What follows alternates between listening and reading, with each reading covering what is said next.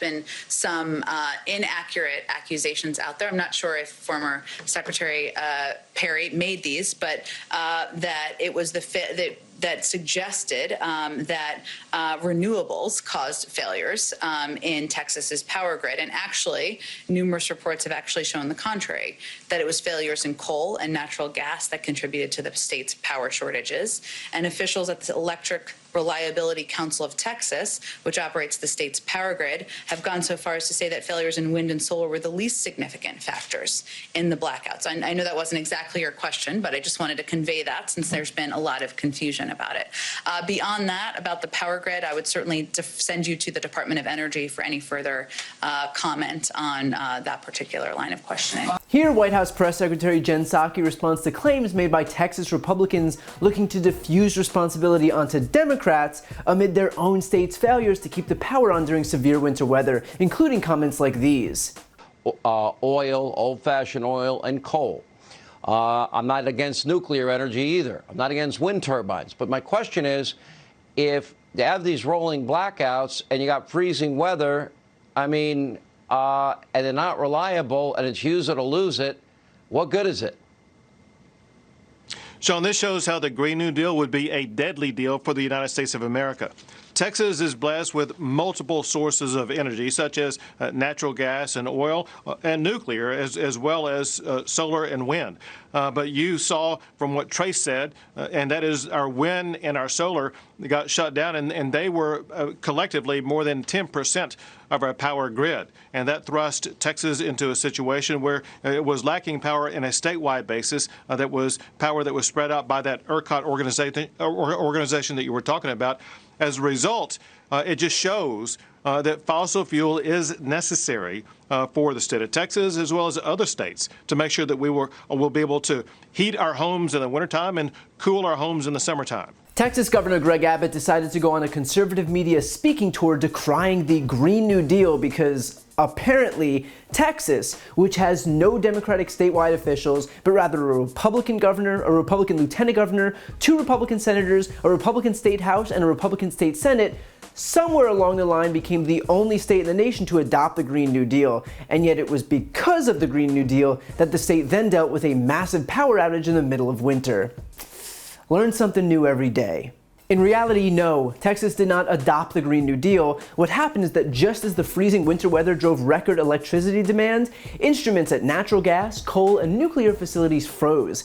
Ice also forced some wind turbines to shut down because the state failed to take steps to winterize them, meaning that it was the state's failure to prepare that left them in the cold. Consider too that while Republicans like Abbott demonize renewables, wind shutdowns accounted for about 10% of total outages, while thermal power, including gas, coal, and nuclear energy, accounted for about double that lost power. In fact, wind power actually exceeded the grid operators' daily forecast through the weekend.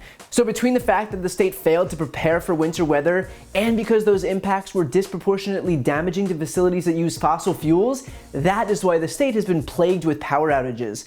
Not only that, Texas is the only state in the nation with a federally deregulated power grid, the only state in the country that's not under the oversight of the Federal Energy Regulatory Commission.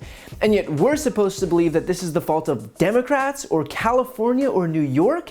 Texas is literally the only state that has no other state to blame. So for its Republican leaders to still point the finger elsewhere is a testament to their bad faith and their failure to take responsibility for their own actions. Now, while Abbott and the rest of the GOP in Texas have taken this opportunity to diffuse responsibility and pounce on renewable energy, an official with the Electric Reliability Council of Texas said Tuesday afternoon that 16 gigawatts of renewable energy generation, mostly wind generation, were offline.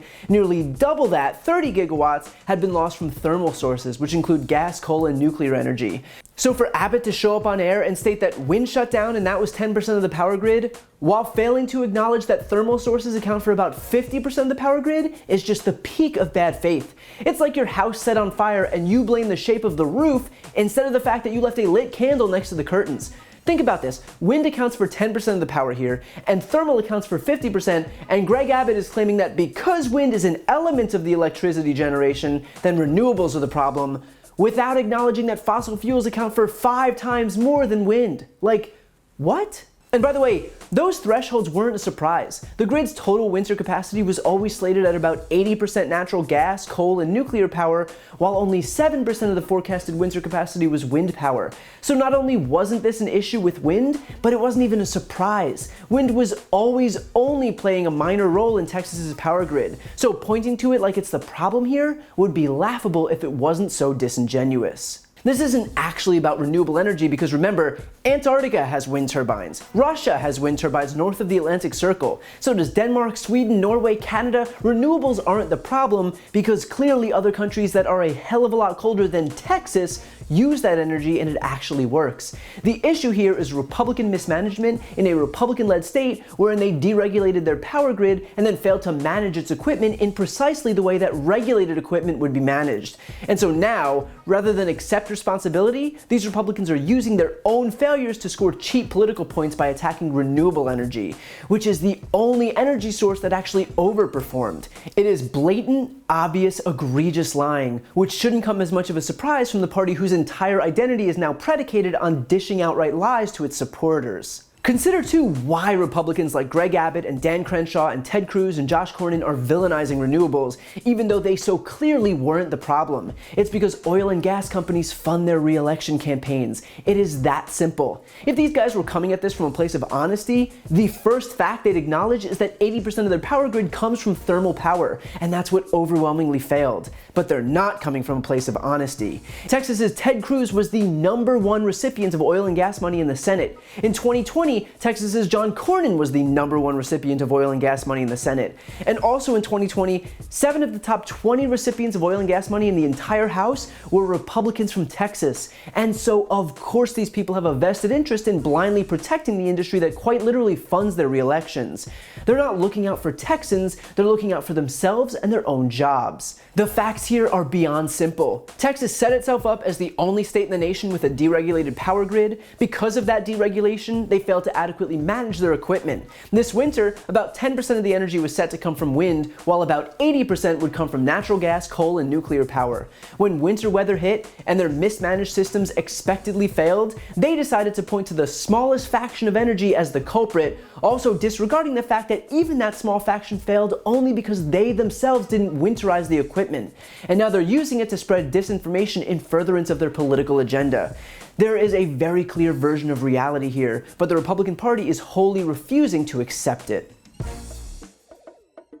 While you're here, please check out my podcast, No Lie with Brian Tyler Cohen. I take a deep dive into the top stories of the week, and I also interview major players in the world of politics, like Kamala Harris, Adam Schiff, Nancy Pelosi, Pete Buttigieg, Katie Porter, Al Franken, Cory Booker, Jamie Harrison, Mary Trump, and many more. Again, that's No Lie with Brian Tyler Cohen, available anywhere you listen to podcasts.